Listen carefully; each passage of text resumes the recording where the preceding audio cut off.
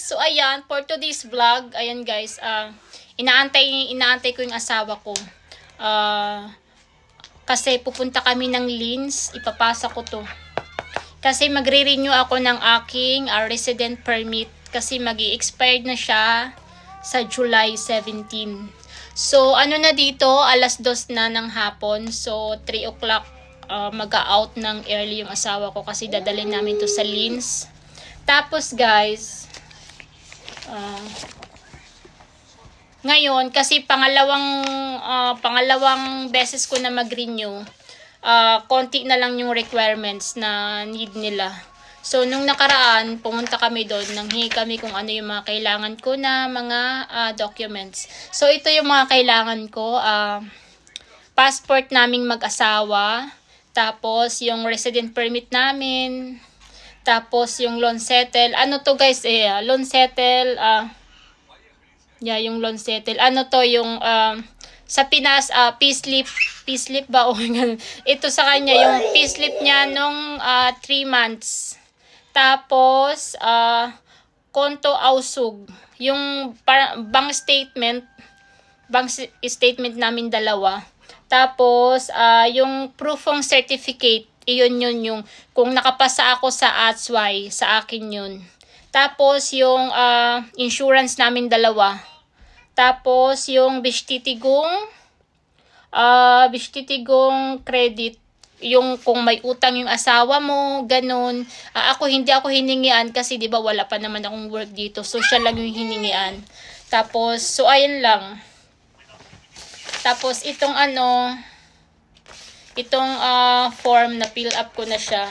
Tapos ayan niya, naka-Xerox na kasi sabi i-Xerox daw lahat. Tapos sinunod-sunod ko na to. So ayan, tas dadalhin ko din yung mga original para pag hiningi. Tapos itong picture. Alam nyo guys, pang second time ko na Pang second time ko na mag-renew.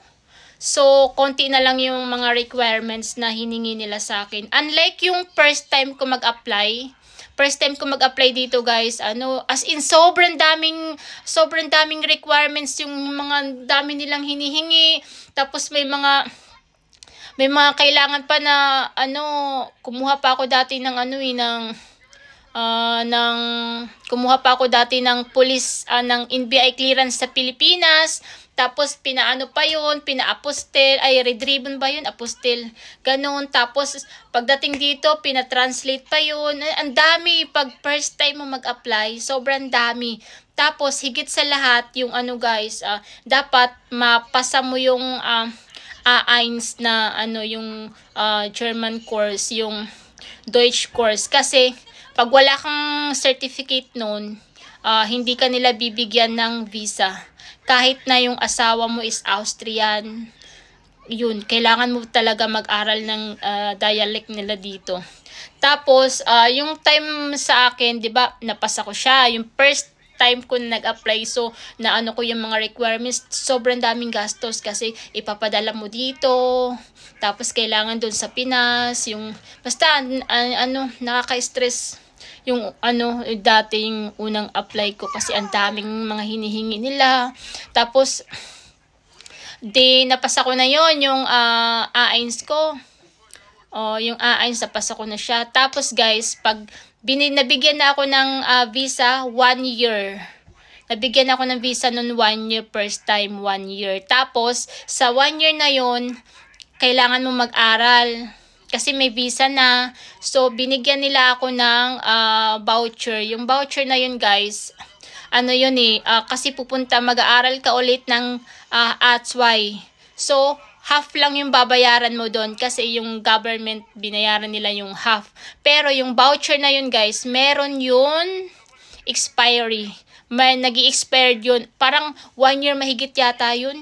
Tapos, dapat, bago siya ma-expired, dapat mapasa mo yung ATSY. Dapat mapasa mo yung ATSY. Kasi pag hindi mo yun napasa, tapos expired na yung voucher, guys, babayaran mo yung 50% na binayad nila before. Babayaran mo yun. Ako buti napasa ko sa awa ng Diyos. Tapos so hindi na ako nang bayad. Mga 300 or 350, 380 yata yun eh. Yung need mo na bayaran. Tapos ayun lang. Tapos yung first time ko na nag-renew, 1 year ulit yung binigay nila sa akin na visa. Tapos ngayon ano na siya, pangalawang beses ko na magre-renew. So binigyan na nila parang 3 years na yung ibibigay nilang visa. 3 years na yung ibibigay nila na visa. Tapos, hihingiin na nila yung ASOY certificate. Kasi nakaano na ako dito eh. Kasi yung ano nila, dapat naka 2 years ka na dito na nakatira. Tapos, saka kanila bibigyan ng 3 years na visa. Tapos, i-present mo yung ASOY certificate mo, ganun. Tapos, after nun, renew ka na lang ng ano mo, ng resident permit.